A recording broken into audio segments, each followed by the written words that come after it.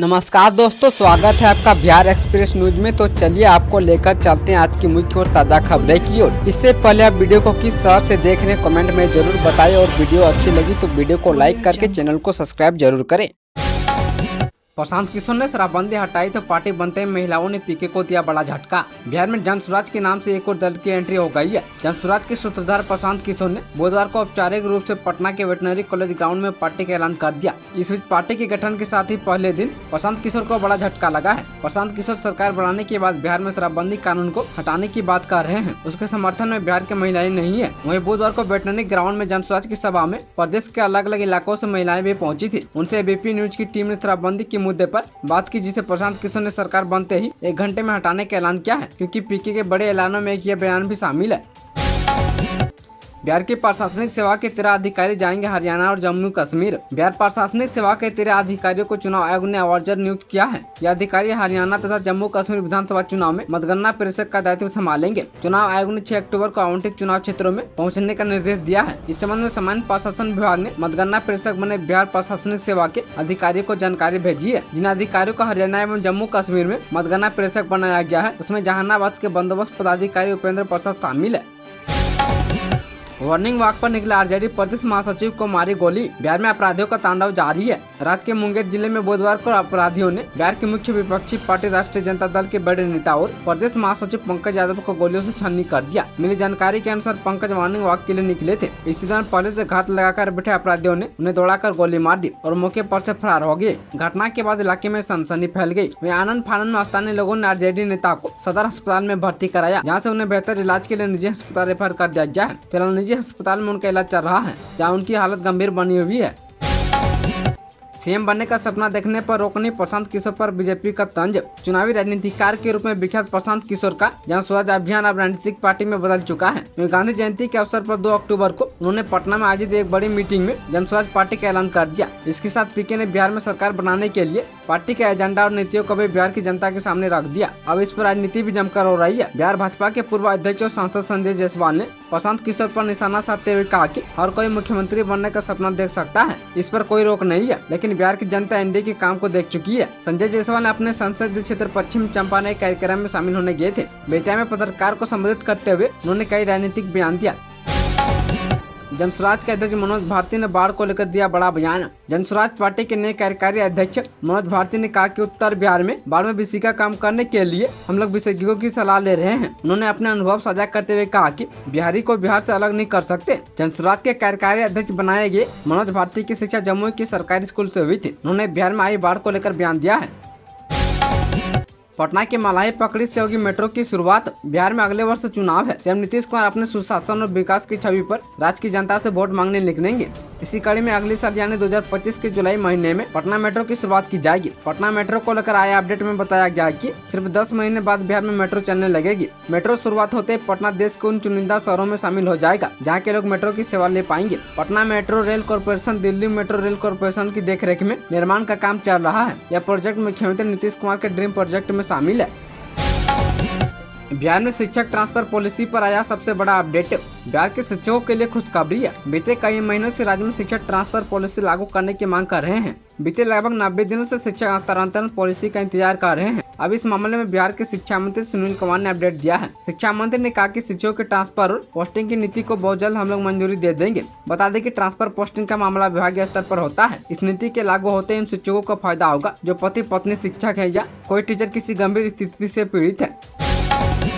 आ गया बारिश वाला अलर्ट। नवरात्रि के दूसरे दिन ऐसा रहेगा बिहार का मौसम। बिहार में इस बार नवरात्र के दौरान किचकिच होना तय है। मौसम विभाग का कहना है कि नवरात्र में बारिश सामान्य से 30 से 40% अधिक होने की उम्मीद है और तापमान 29 से 34 डिग्री सेल्सियस के बीच रह सकता है। फिलहाल मानसून कमजोर है और शुक्रवार को बिहार के अधिकतर हिस्सों में हल्की बारिश की संभावना है। वैसे दक्षिण पूर्व के कुछ जिलों में मौसम साफ रहेगा। मौसम विभाग के मुताबिक शुक्रवार को गर्मी भी अधिक पड़ेगी। आमतौर पर नवरात्र में तापमान 28 से 32 डिग्री सेल्सियस के बीच रहता है, लेकिन इस बार यह बढ़कर 29 से 34 डिग्री सेल्सियस तक जा सकता है। बारिश की बात करें तो इस साल नवरात्र में सामान्य से 30 से 40% अधिक बारिश होने की संभावना है। मौसम विभाग की माने तो इस साल नवरात्र के दौरान भी कई जिलों में बारिश हो सकती है, जिससे लोगों को परेशानी उठानी पड़ सकती है। बटन दबाते स्मार्ट मीटर में हो जाता है खेल। बिहार में बिजली का स्मार्ट मीटर अब हर जगह लगाया जा रहा है। वहीं 2025 तक सूबे में 1.5 करोड़ से अधिक नए घरों में स्मार्ट प्रीपेड मीटर लगाने का टारगेट है। प्रीपेड मीटर की मॉनिटरिंग की जिम्मेदारी अब रेवेन्यू मॉनिटरिंग सेल संभालेगी। एक तरफ बिहार में जहां इसे लेकर सियासी घमासान मचा हुआ है, तो दूसरी तरफ कुछ ऐसे खुलासे हुए हैं जो सवाल खड़े करते हैं कि क्या बिजली की स्मार्ट मीटर में भी आसानी से सेंधमारी की जा सकती है। वहीं सूबे में स्मार्ट प्रीपेड मीटर लगा रही कंपनी की जिम्मे ही अगले 10 वर्षों तक स्मार्ट मीटर की देखरेख और सॉफ्टवेयर का काम रहेगा। यह बात बिहार के ऊर्जा मंत्री विजेंद्र प्रसाद ने हाल में कही थी। वहीं उपभोक्ता को सस्ती बिजली उपलब्ध कराने का दबाव भी सरकार करती रही है। बिहार में बहा एक पुल भागलपुर का चौखंडी ब्रिज की गंगा बाढ़ में समाया। बिहार में पुल पुलिया का टूटने बहने और ध्वस्त होकर बर्बाद हो जाने का जो सिलसिला थमने का नाम नहीं ले रहा है। गुरुवार को भागलपुर में वर्षों पुराना पुल बाढ़ की मार नहीं झेल सका और बहकर गंगा नदी में समा गया। तेज बारिश और अत्यधिक पानी के दबाव के आगे पुलिस टिक नहीं सका और ध्वस्त हो गया। इसे चौखंडी पुल के नाम से जाना जाता है। इस पुल के बह जाने से दर्जनों गाँव के लोग की तबाही बढ़ गई है। प्रखंड और जिला मुख्यालय से इन गाँवों का संपर्क टूट गया है। काफी लंबी दूरी तय करके गाँव से लोग बाहर निकल रहे हैं। बताते चले कि बिहार में पुल गिरना या टूटना राजनीतिक विषय बना हुआ है। वही राजद नेता लालू यादव और तेजस्वी पुल गिरने की घटनाओं को लेकर सीएम नीतीश पर पहले से हमलावर हैं। बिहार में 200 से ज्यादा अनाज गोदाम बनाने का प्लान है। बिहार में 116 करोड़ से 205 अनाज गोदाम बनेंगे। यह गोदाम 196 फैक्स और 9 व्यापार मंडलों में बनेंगे। इन गोदामों की भंडारण क्षमता 1.621 लाख MT होगी। सहकारिता मंत्री प्रेम कुमार ने यह जानकारी दी है। उन्होंने बताया कि गोदाम 200 MT, 500 MT और 1000 MT क्षमता के रहेंगे। योजना के तहत 50% अनुदान और 50% चक्र पूंजी के रूप में दी जाएंगे। वित्तीय वर्ष 2024-25 में विभागीय स्तर समिति की ओर से चयन कर 200 MT की क्षमता 3 गोदाम और 500 MT क्षमता के 81 गोदाम तथा 1000 MT क्षमता के 121 गोदाम और कुल 205 गोदामों के प्रस्ताव मिले थे। इस पर स्वीकृति मिल गई है। खुशखबरी, बिहार के इन 13 जिलों में 47 कस्तूरबा स्कूल में पढ़ाई शुरू। बिहार के 13 जिलों में 47 और कस्तूरबा गांधी विद्यालय का संचालन शुरू हो गया है। बुधवार को राष्ट्रपिता महात्मा गांधी की जयंती पर कक्षा 9वीं से 12वीं तक के लिए संचालित होने वाले इन विद्यालयों का उद्घाटन हुआ है। जिन जिलों में विद्यालय खोला गया है उनमें अरवल, औरंगाबाद, बांका, गया, जमुई, कैमूर, मुजफ्फरपुर, नवादा, पुणे, रोहतास, शेखपुरा, सीतामढ़ी व पश्चिम चंपारण शामिल है। वहीं गया जिले के टेकरी विद्यालय का उद्घाटन पर्यटन व उद्योग मंत्री नीतीश मिश्र, स्थानीय विधायक व अन्य गणमान्य लोगों ने किया। वहीं श्री मिश्रा ने कहा कि बेटी पढ़ाओ बेटी अभियान को मूर्त रूप देने के क्रम में सरकार का यह अभिनव प्रयास है। वहीं अन्य जिले में स्थानीय विधायक, कार्यक्रम पदाधिकारी, मुखिया, जिला शिक्षा पदाधिकारी, संयुक्त प्रखंड व शिक्षा पदाधिकारी, अन्य गणमान्य व्यक्तियों की उपस्थिति में विद्यालय का उद्घाटन किया गया। मालूम कि प्रत्येक विद्यालय में समाज के अभिवंचित व कमजोर वर्ग की 100 बालिकाओं को शिक्षा के साथ आवश्यक सुविधा भी उपलब्ध कराई जाएगी। पटना एयरपोर्ट से कई शहरों के लिए सीधी विमान सेवा नहीं होने से यात्री परेशान। पटना एयरपोर्ट से देश के कई शहरों के लिए सीधी विमान सेवा नहीं होने से यात्रियों को परेशानी हो रही है। वहीं नेपाल, इंदौर, नागपुर, श्रीनगर, चंडीगढ़ जाने वाले यात्रियों को पहले दिल्ली या कोलकाता जाना पड़ता है। कनेक्टिंग विमानों से इन शहरों की यात्रा करनी पड़ती है। इसमें एक तो समय का नुकसान होता है, दूसरा कनेक्टिंग विमानों की वजह से अधिक किराया भी चुकाना पड़ता है। वहीं सितंबर में विमानों की आवाजाही की सूची के अनुसार पटना के 10 राज्यों के मात्र 13 शहरों के लिए सीधी विमान सेवाएं हैं। इनमें झारखंड, कर्नाटक, पश्चिम बंगाल, पंजाब, आंध्र प्रदेश, यूपी, गुजरात, ओडिशा, तमिलनाडु व महाराष्ट्र के शहर शामिल है। वहीं 33 जोड़ी विमानों में सबसे ज्यादा उड़ानें पटना दिल्ली मार्ग पर है। पटना में डेंगू के 72 नए मरीज, अब तक 11 की मौत।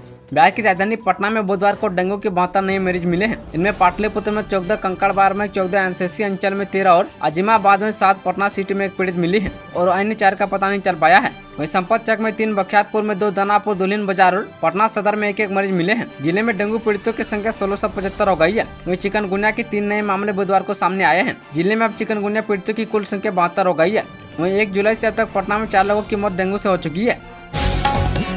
एक ही छात्र का निजी और सरकारी स्कूल में एडमिशन, बिहार में लाखों छात्रों के दोहरे नामांकन का गजब खेल। बिहार के नालंदा जिले में 8,274 समेत सुबह में 3,52,600 छात्रों के दोहरे नामांकन का भंडाफोड़ हुआ है। यानी 1,76,300 विद्यार्थी ऐसे हैं जिनके नाम सरकारी के साथ ही निजी विद्यालय में भी है। वैसे भी डीओ को इसकी सूचना देकर उन्हें शीघ्र सुधार की चेतावनी दी गई है। फिलहाल इन सारे बच्चों को सरकारी योजनाओं के किसी भी तरह के लाभ से वंचित रखा जाएगा। हद यह है कि दोनों स्कूल में कई बच्चों की कक्षाएं भिन्न पाई गई है।